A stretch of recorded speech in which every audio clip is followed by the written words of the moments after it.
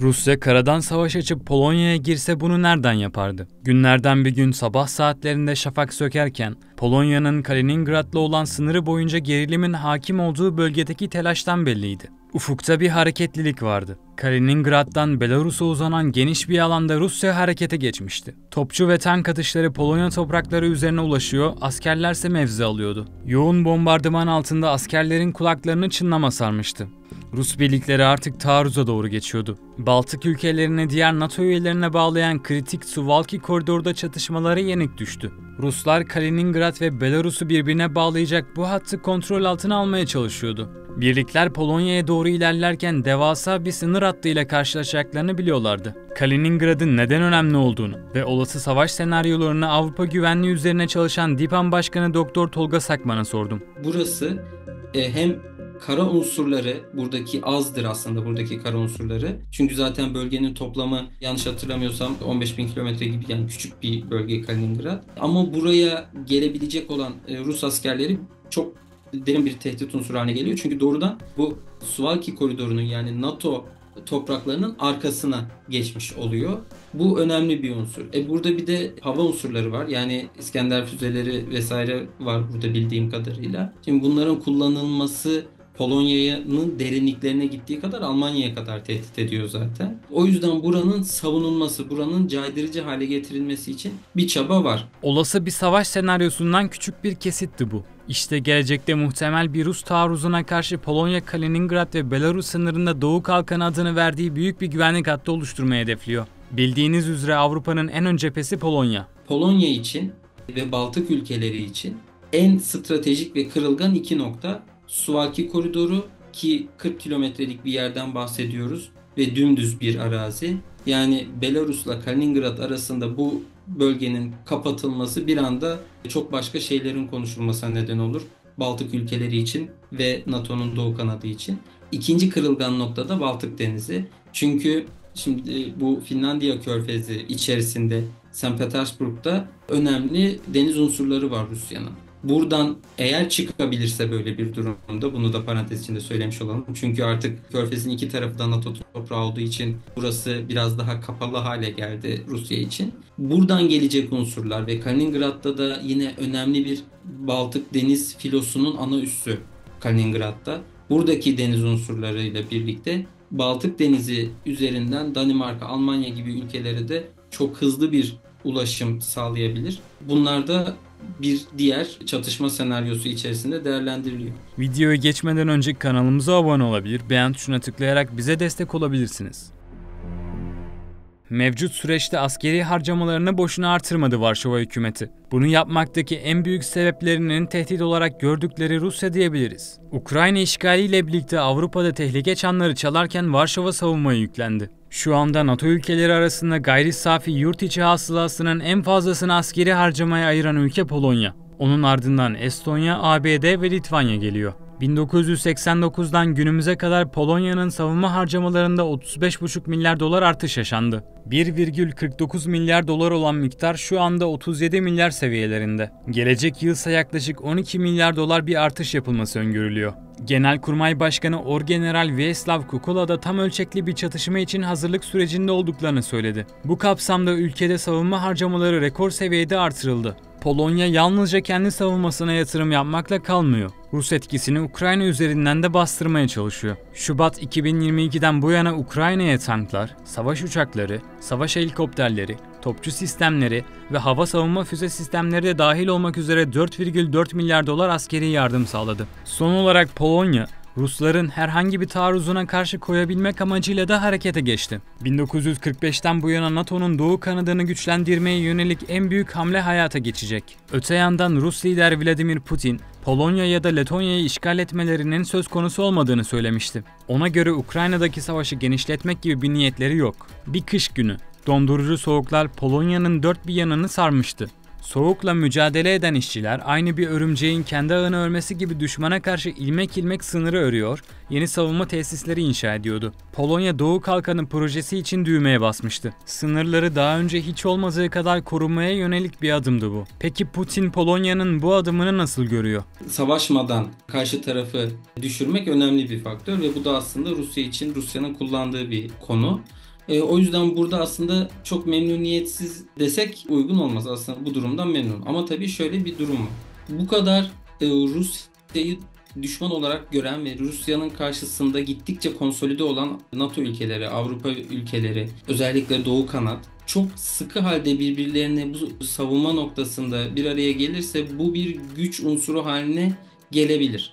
Ve şimdi burada Baltık ülkelerinin savunulması için İngilizler, Almanlar, Fransızlar vesaire bu bölgede varlar. Lojistik faaliyetleri veya belli oranda buradaki askerlerin manevra kabiliyetini artıracak eğitimler vesaire de bulunuyorlar. Şimdi bunlar bu kadar arttıkça bölgede kapasite artıyor. Kapasitenin artması da böyle devam ederse Rusya'nın bölgedeki o korku nüfuzunu engelleyecek bir hale getirir.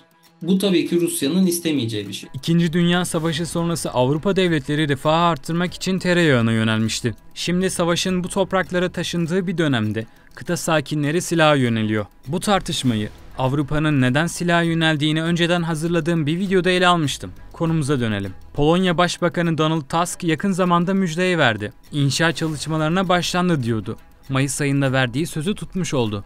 Hükümetin hedefi bu projeyle ülkenin doğusuna yönelik saldırıları önlemek. Çalışmaların ilk aşaması Rusya topraklarındaki Kaliningrad'da olan sınırda yapılıyor şu an için. Tampon bölge bununla kısıtlı kalmayacak.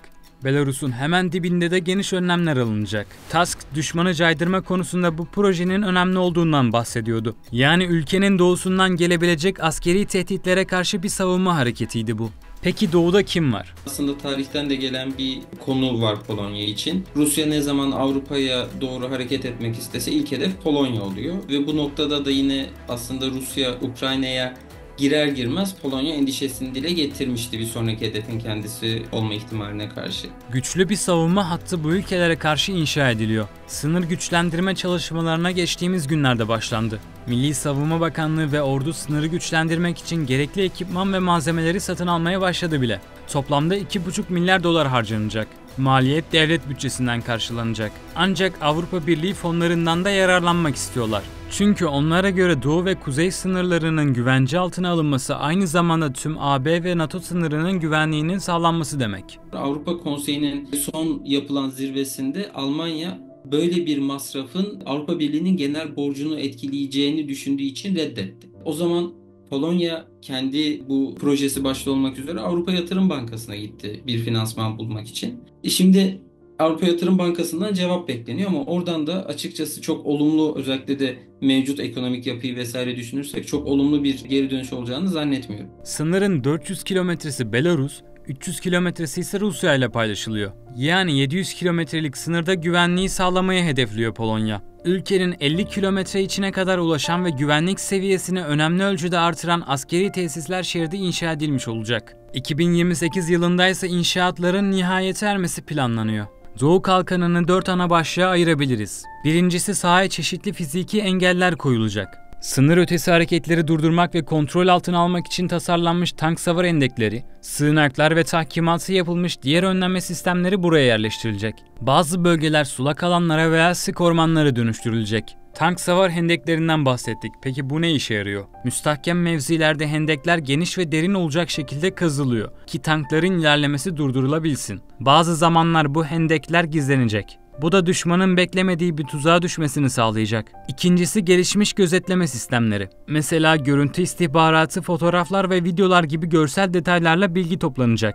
Polonya ordusunun uydu görüntüleri aracılığıyla sınır bölgesinde düşmanın askeri yığınak hareketliliğini tespit ettiğini düşünelim. Bu görüntüler tankların, askeri araçların ve birliklerin hareketlerini, üstlerdeki uçakların kalkış ve inişlerini veya yeni askeri yapıların inşasını gösterebilir. Bildiğiniz üzere Türkiye Polonya'ya çok sayıda Bayraktar TB2 sattı. Bu SİHA'lar da hem keşif hem de savunma konusunda kullanılabilir. Sinyal istihbaratı da sistemin içerisinde. Bilgi toplama süreci, radyo dalgaları, telefon konuşmaları, internet trafiği ve diğer elektronik sinyalleri dinleyerek oluyor. Diğer taraftan yapay zeka ile desteklenen modern gözetleme teknolojileri de konuşlandırılacak.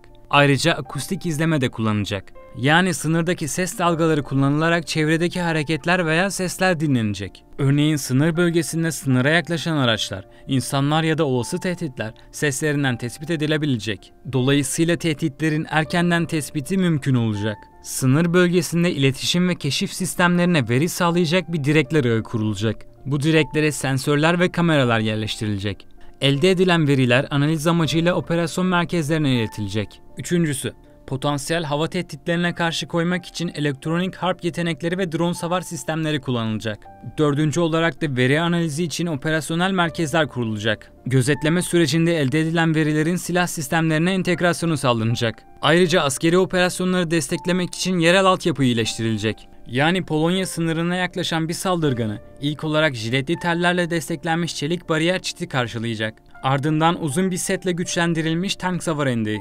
Bir adım sonra 100 ila 200 metrelik metal ve beton tank savar çek kirpileri. Krokilerde planlanmış mayın tarlaları göze çarpıyor. Yollarda kara mayınlarıyla patlayıcılar için hazırlanan delikler dikkat çekiyor. Devamında makinalı tüfek yuvaları, sığınaklar, koruganlar ve zikzaklı siperler yer alıyor. En geride ise siviller için korunaklı saklanma alanları bulunuyor. Polonya Genelkurmay Başkanı Kukula'ya göre Doğu Kalkanı Maginot hattıyla aynı olmayacak. Baktığınızda Kaliningrad'ın üzerinden yani bir hat çiziliyor Kaliningrad sınırında, özellikle Rusya için ve aynı zamanda Belarus için. Ama bir boşluk var, o da Litvanya sınırı.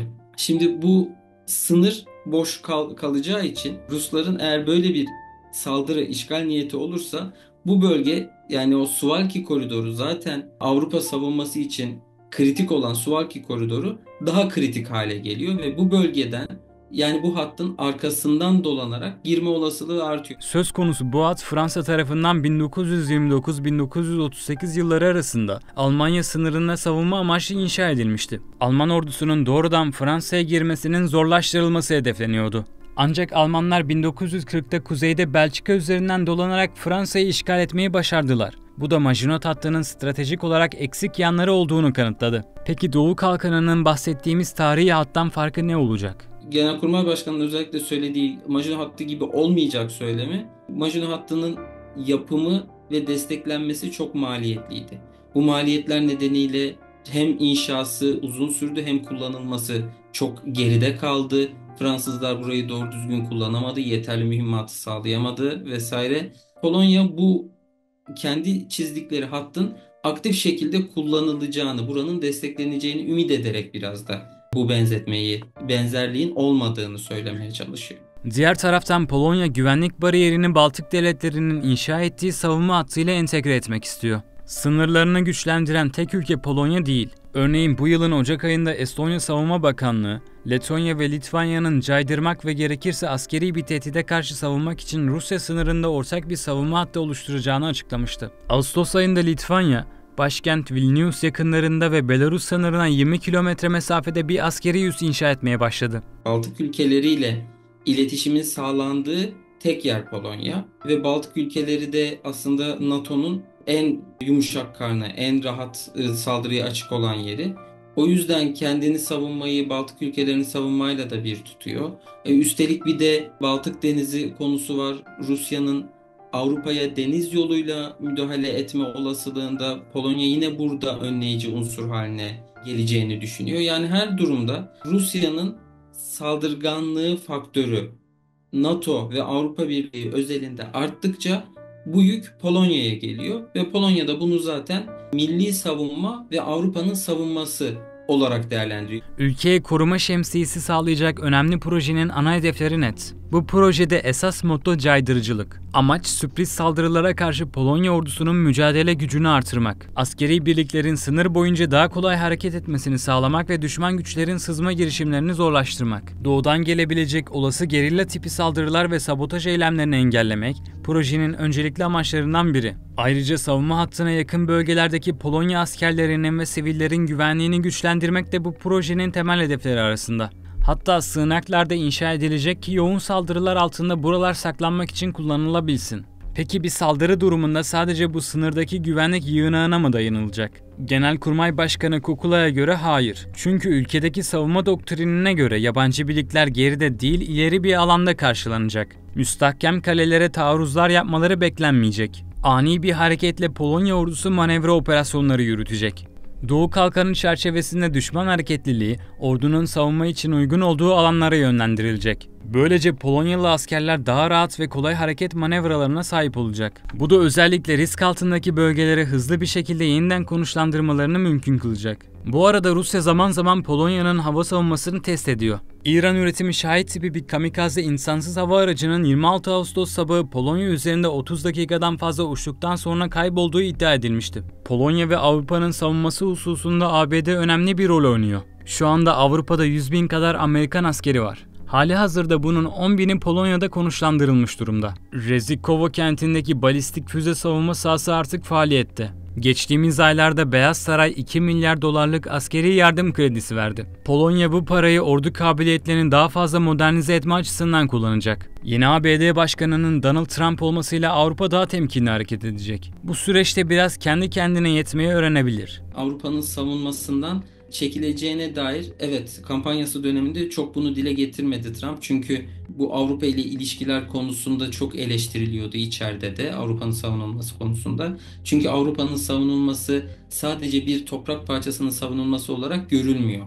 Amerika tarafından da, kamuoyu tarafından. Avrupa'nın savunulması aslında Batı tipi demokrasinin savunulması noktasında bir hemfikir oldukları için buna karşı bu savunmayı zayıflatmanın aslında Amerika'nın da dünya üzerindeki etkisini zayıflatmak konusu vesaire gündeme geliyor. O yüzden çok dile getirmedi. Ama biz biliyoruz ki özellikle bu NATO'nun standart olarak koymaya çalıştığı %2 gayri safi yurt içi hasılasının %2'sini savunma harcamasına çevirmesi noktasında Avrupa ülkeleri yükseltti bu harcamaları ama hala bu noktaya getirmeyen birçok ülke var. O yüzden bundan dolayı bir rahatsızlığını dile getirecek Trump ve belki de bazı konularda çok daha fazla destek vermekten imtina edecek. Polonya Dışişleri Bakanı Radosław Sikorski, Avrupa'nın kendi güvenliği için acilen daha fazla sorumluluk alması gerektiğini söyledi. Şu anda Avrupa'nın güvenliğinde liderliği elde etme arayışındalar. Polonya her ne kadar askeri alanda işi sıkılaştırsa da bazı zorluklarla karşı karşıya. Yeni askeri birlikler kurdu. Ancak bunları tam olarak doldurabilmiş değil. İsveç Savunma Bakanlığı bu konuda bir rapor yayınlamıştı. Rapora göre Polonya'da askeri personel ve ekipman eksikliği var. Bu da operasyonel kapasitesini kısıtlıyor. İstediği ve hedeflediği potansiyele ulaşması yıllarca sürebilir. Bu süreçte Polonya'nın bir yandan Avrupalı ortaklarıyla koordinasyonunu sağlarken, diğer yandan savunma sanayine yönelik kabiliyet geliştirme ve tedarik yatırımlarını artırması şart. Ancak Polonya'nın endişesi, Avrupa savunmasının güçlendirilmesinin ABD'nin bölgeden uzaklaşmasına sebep olma riskini taşıması. Polonya Avrupa güvenliğine daha etkin bir rol üstlenmeye çalışırken aynı zamanda ABD ile yakın ilişkilerini koruma çabalarında dengelemek zorunda kalacak. Videoyu beğendiyseniz beğen tuşuna basabilir. Kaliteli içerikler için kanalımıza abone olabilirsiniz.